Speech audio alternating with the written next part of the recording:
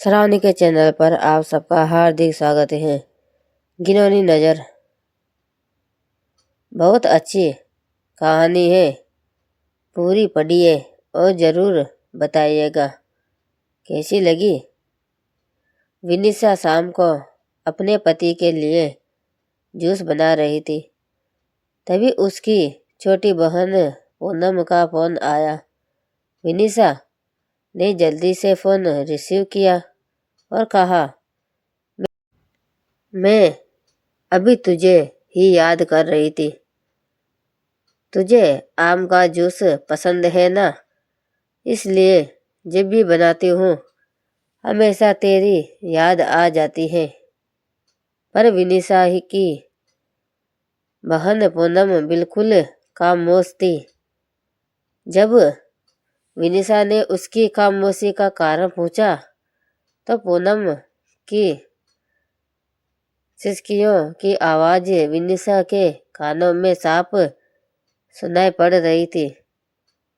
विनिशा बहुत घबरा गई और उसने पूनम से जोर देकर पूछा कि आखिर हुआ क्या है। तब पूनम ने डरते डरते बताया शुरू किया कि अभी मेरे मोबाइल पर किसी अनजान व्यक्ति का फ़ोन आया था और वह मुझे कह रहा था कि वह मुझे जानता है और उसके पास मेरी कुछ फ़ोटोज़ हैं। पर अगर मैंने उसकी बातें और शर्तें नहीं मानी तो वह उस फ़ोटोज़ को इंटरनेट पर डाल देगा।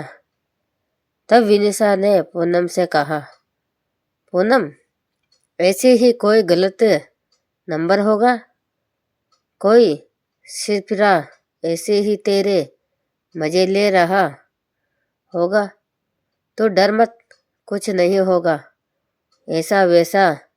तब पूनम ने घबराते हुए कहा, दीदी, मुझे उस इंसान से डर नहीं लग रहा, पर मुझे उसकी बातों से बहुत डर लग रहा है।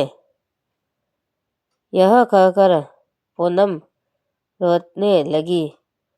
तभी विनिशा ने कहा, तो बताना उस इंसान ने क्या कहा है तुझे। तब पूनम बोली, उसने मुझे कहा है कि अगर वह मेरी फ़ोटो इंटरनेट पर नहीं डाले तो मुझे इसकी सारी मांगें पूरी करनी होगी। उसने कहा है कि आज रात वह मेरे घर पर आएगा। और इतना कहते ही पूनम जोर जोर से रोने लगी और रोते रोते बोली, दीदी, मुझे उसकी बातें सुनकर घिन आ रही है। ऐसा लग रहा है जैसे उसने मेरे साथ कुछ गलत कर दिया है। अगर अभी वह मेरे सामने आ जाए तो मैं उसे इसी वक्त जान से मार दूंगी। इतना कहकर पूनम चीखने लगी। तभी विनिशा ने पूनम से कहा, अरे पूनम, तू संभाल अपने आप को और मुझे उस घिनौने इंसान के नंबर भेज, मैं उसे अभी मजा चखाती हूँ। यह कहकर विनिशा ने फ़ोन काट दिया। पूनम ने उस बदमाश के नंबर और उनके बीच हुई बातें की रिकॉर्ड विनिशा को भेजी। तब विनिशा ने वह रिकॉर्डिंग अपने पति को सुनाई तो दोनों के होश उड़ गए। विनिशा और पूनम को 2 बहनें हैं। उनकी मम्मी का अभी 3 साल पहले ही देहांत हो चुका है और विनिशा की शादी अभी 1 साल पहले ही हुई थी। घर में बस अब उसके पापा और पूनम ही हैं। अब मोबाइल पर ऐसी धमकी भरी अश्लील बातें कोई भी बेटी अपने पिता को आसानी से नहीं बता सकती। इसलिए पूनम ने सारी बातें अपनी दीदी भी विनिशा को बताई। अगले दिन ही विनिशा और उसका पति पुलिस स्टेशन पर जाकर उस इंसान के खिलाफ पुलिस कंप्लेंट करवा आए।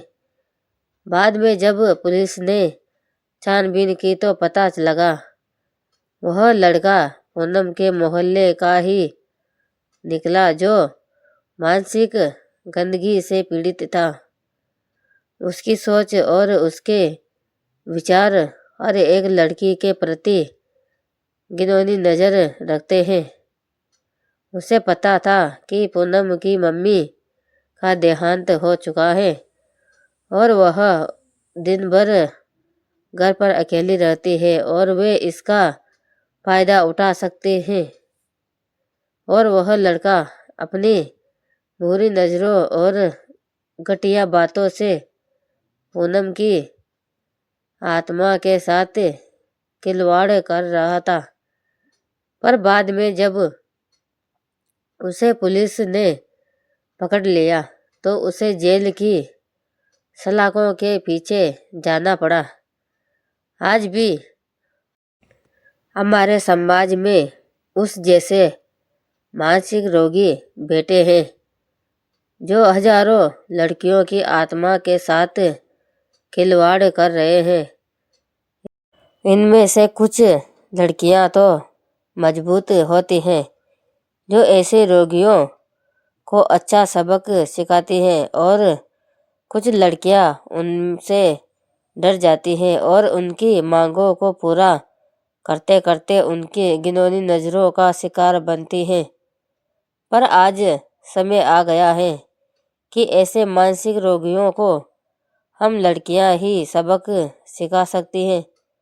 इसलिए लड़कियों को उनसे डरने की बजाय उनका डटकर सामना करना चाहिए।